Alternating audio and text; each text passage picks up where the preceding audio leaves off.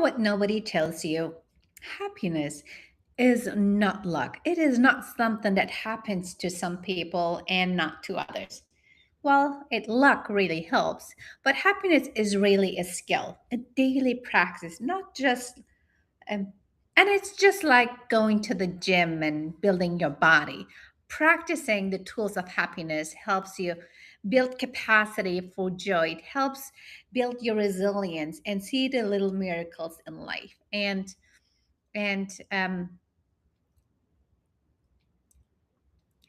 and help you build the life that you really want to live, and help you build the life and feel the way you want to feel every single day. I discovered this studying with Dr. Tal Ben Shahar. He's one of Harvard's most prestigious professors and the leading expert in happiness studies. And what I learned turned everything I thought I knew about happiness completely upside down. Before, I was expecting other people make me happy, outside circumstances make me happy, and I was so not aware that I was giving away my power. So, learning the tools of happiness will help you regain the power and help you write your own story, be the master of your own happiness. Again, if you don't know me, I am Nevria. I am an international author, a master of happiness studies, and Dr. Tal Ben Shahar's PhD student. And um, and in the next 10 minutes, I'm going to give you 5 tools that will start changing your life immediately starting today if you start applying these tools. So, tip number 1, it's all about gratitude. The 3 good things that happened today. The very first thing I learned is pretty much very simple. It's gratitude because your brain has what scientists call a negativity bias. It is wired to notice what is going wrong, what is missing, what could go wrong. And you know what? Uh, that kept us alive for because that was important back in the days. It kept us alive. It was more important to see the negative things around, the things that could go wrong, instead of admiring the beautiful things around us. So the antidote to negativity bias is what Dr. Martin Seligman, the father of positive psychology, calls it: the 3 good things practice. Every night before you sleep, write down 3 good things that happened that day. It's nothing. It does not have to be big. It does not have to be big. It can be tiny things. The coffee that tasted perfect, a good night's sleep, maybe your cat sleeping right next to you, maybe a lovely text that you got from a friend, and maybe an act of kindness, a moment, maybe it's the sunshine on your face that morning that brought your smile to your face. So, 3 things: write it, be very specific. Research shows that this is one practice, if you do it for consistently, will increase your happiness and decrease your negative emotions, and will decrease your negative emotions. Not because your life changed, because you changed. Now you started noticing the miracles around you, whereas before you were unaware or not giving it any attention. So start tonight and then feel the shift. Tip number 2, the Spire check in. The Spire has been The SPIRE stand for the spiritual well-being, the physical well-being, the intellectual well-being, the relational well-being, and the emotional well-being. Completely, that is what happiness is all about. It's not just one thing, it's a combination of those 5 things, and they all influence and they all influence each other. It's really it's and they all influence one another. So here's something Dr. Tall taught me that I think about every single day. No.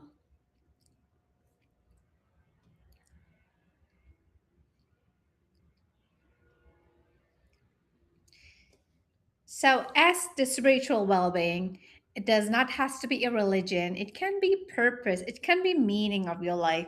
Are you living in alignment with what actually matters to you? The physical well being is your body. Your physical well-being, it's your body is not separate from your happiness because the mind body works together. It can be movement, it can be sleep, it can be nourishment. These are they or it is part of your foundation. Your intellectual well-being is your growth. How what are you feeding your mind with? It can be curiosity, it can be tapping into things that you really, really want to learn. And just because it fascinates you, just because it fascinates you, it can be just reading one page a day. Your relational well being, well, an 80 year old Harvard run an 80-year study and the longest happiness and it was the longest happiness study in the history. The single greatest predictor of a long, happy, healthy life was not wealth or achievement, it was the quality of your relationships. So, it was the quality of your relationships. E is your emotional well-being. We live in a world that rewards us for performing, for achieving, for acquiring, but the emotional well-being is really not just having pleasant emotions. It is all range of emotions, including the hard ones that we don't like, because it is part of a human flourishing and human experience. Is as crazy as this sounds, you need unhappiness to be happy. You need unhappiness to build resilience, to learn and to grow, to accumulate, because that's where wisdom is coming from. So your emotional well-being is giving you the strength and the wisdom to accept all of them and not judge them.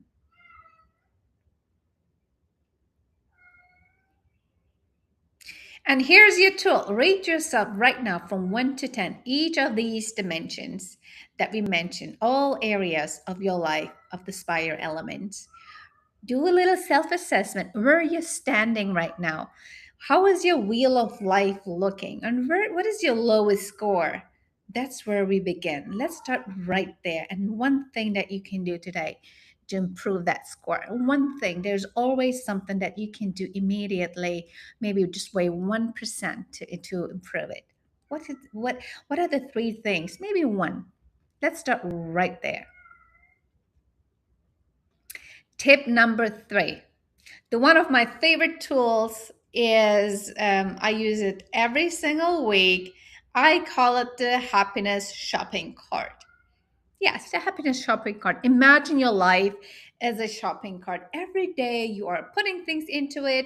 You're putting your habits, your relationship, your thoughts, choices, lots of little goodies. But we also put the things in there that are no longer serving us. We are allowing other people to dump things in our shopping cart that are not serving us, and we keep it in there because we think that's the right thing to do. We think it's the polite thing to do because we all have this little people pleaser in us.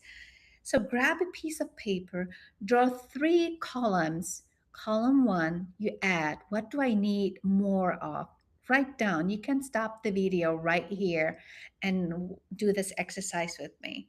Add all the things you'd like to have more of: more energy, more nutrition, what makes you feel more alive.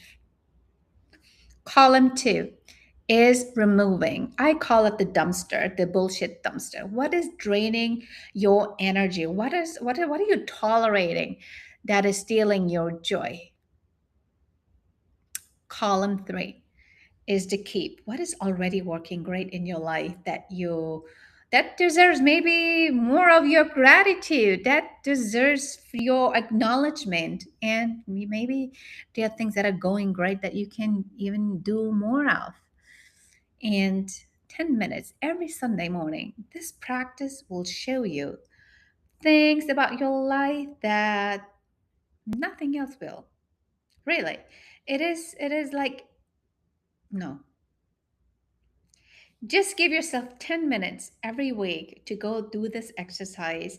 It will help you the things that your body, your life really needs, things that you would like to get rid of, things that are no longer serving you, and things that are going well that needs more gratitude. Tip number 4, the energy check. This one might surprise you. One of the biggest hidden causes of exhaustion and unhappiness is high achieving women. I know, working with leaders, I have learned that many times our life is out of whack because we put all our energy in just one area and neglecting all the others.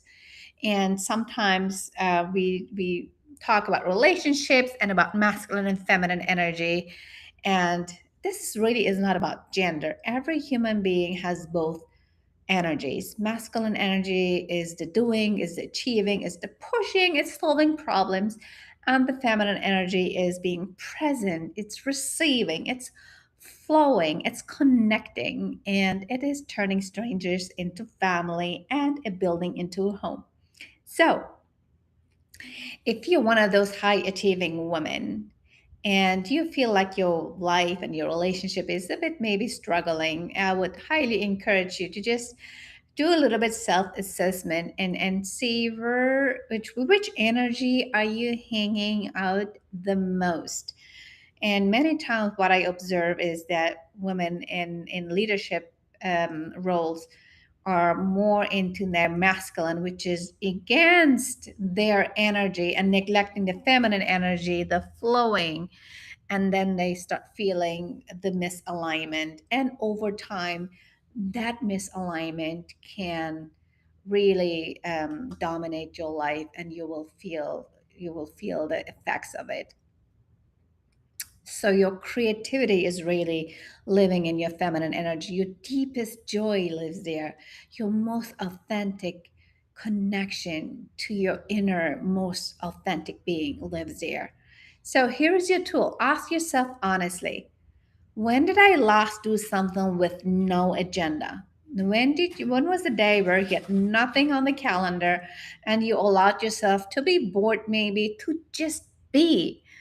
You're so used to being human doings and not human beings, where you're not worrying about productivity, no outcomes, just pure being. And if you can't remember when that day was, well, that's your answer right there. And I encourage you, just start very small, 10 minutes today with no phone, no agenda. Just give yourself the space to just be yourself without doing anything. Really, it's hard for some people not to do anything because there's this FOMO where if you don't just be on your phone and respond and be available and right away, that you're somehow behind, or maybe you fear being labeled as lazy. Tip number 5, the 1 degree shift. Yes, this one last tip is one that ties everything together. So, most people wait for really huge, massive life changes to feel happier. We wait and we put our life on hold, waiting to have enough certain amount of money and the bank account. We're waiting for a promotion, for a house, for the perfect partner to finally be happy. But we just don't know how much life we have left on this earth, do we? We procrastinate our own happiness when you can actually choose and practice it right here, right now.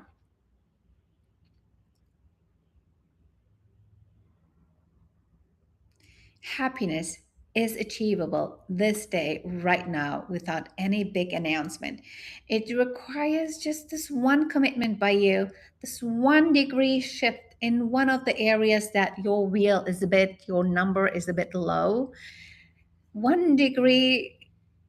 uh, 1 degree is can be 1%. Like one thing you can do today to make yourself happy, to feel more aligned, to give yourself the gift of self-love, because self-love is not selfish. It is actually selfish not to take care of yourself. Because when you show up with the most best energetic self of you, you give people, your community, your family, your friends the best version of you and not what's left.